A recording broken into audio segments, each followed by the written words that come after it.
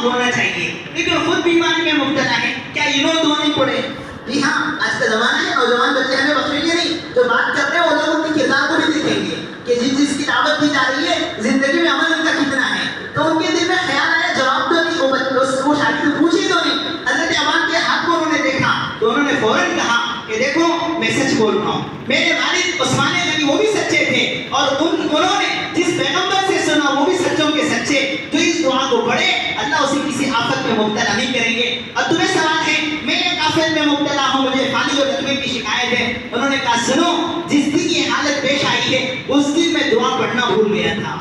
اس دن وہ مسنون دعا مجھے یاد نہیں رہی۔ پھر فرمایا کہ جانتے ہو کیوں ہے؟ اس سے پہلے ایک دن چھوٹے سے معاملے میں مجھے غصہ آ گیا تھا اور اس غصے نے مجھے سنت والے اعمال کو بھلا دیا۔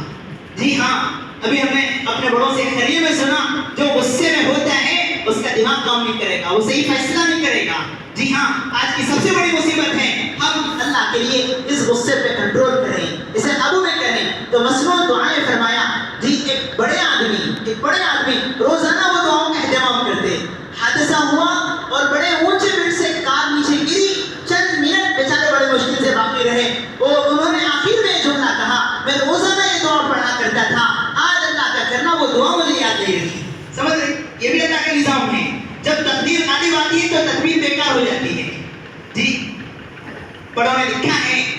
کہ ہدہد پرندہ، ہدہد جی آج کے زمانے میں کیا بولتے ہیں اسے، اوپر کچھ وہ رہتا ہے، وہ بڑی تیز نظر ہے اس کی، سلیمان علیہ السلام کے دور کا وہ تفصیلی واقعہ ہے، قرآن میں اس کا ذکر آ کر ہے، اس کے بارے میں بھی نظر ایسی کہ پانی زمین کے تہ میں ہو تو دیکھ رہے، حضرت سلیمان اسے اپنے ساتھ رکھتے تھے علیہ السلام، ذمہ داری تھی کہ پانی جہاں ہو بچائے، جنتوں سے پانی باہر نکلوایا جائے اور اس کے بعد اس سے سارا مجمع وضو کرے۔ اللہ نے کہنا ایک بار وہ نہیں رہا، وہ قصہ سب قرآن میں ہے، کسی نے وہ ہدہد پرندے کے بارے میں مسئلہ چھڑا کہ بیکار ہے، اسے کہاں نظر آتا ہے، پانی تو پوری زمین میں جب چاہے کھود میں نکل جائے، اسے اگر نظر آتا تو یہ شکاری کے جال میں کیسے پھنستا ہے،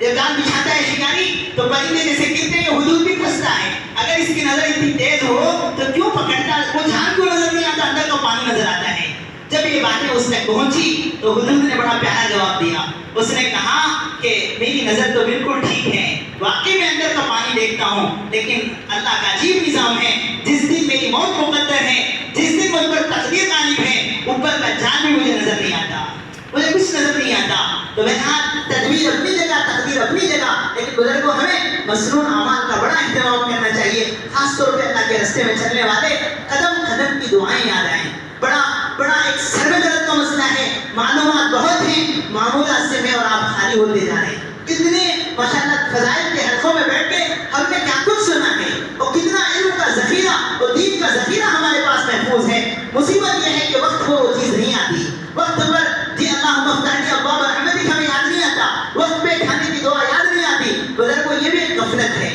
اللہ سے معافی مانگنے کی ضرورت ہے، اس کی اصلاح یہ ہے کہ کبھی ایسی غفلت ہو جائے، ہم نے بڑوں کو دیکھا آگے یاد نہیں رہا کون سا پیر مسجد میں پہلے رکھا ہوں، واپس جا رہے ہیں اور پھر دعا پڑھ کے سیدھا پیر رکھ کے آ رہے ہیں، دو چار مرتبہ نفس کی اصلاح ہو جائے تو پھر نفس کو تمہیں یاد دلائے کہ بھائی یہ دعا پڑھ کے جاؤ ورنہ سر میں درد ہے تم سے، دوبارہ تم محنت کراؤ گے۔ تو ہمیں مسنون اعمال کا بڑا اہتمام کرنا چاہیے جس سے میرے اور آپ کی آخرت وابستہ ہے۔ تو بہرحال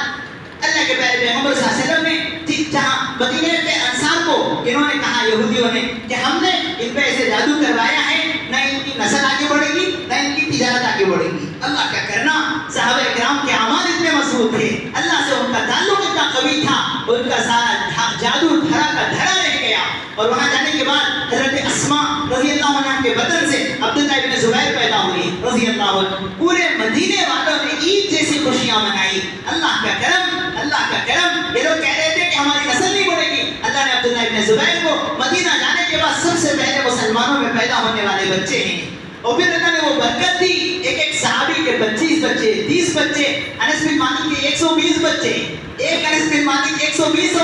اولاد آ کے تعارف بنا رہی ہے آپ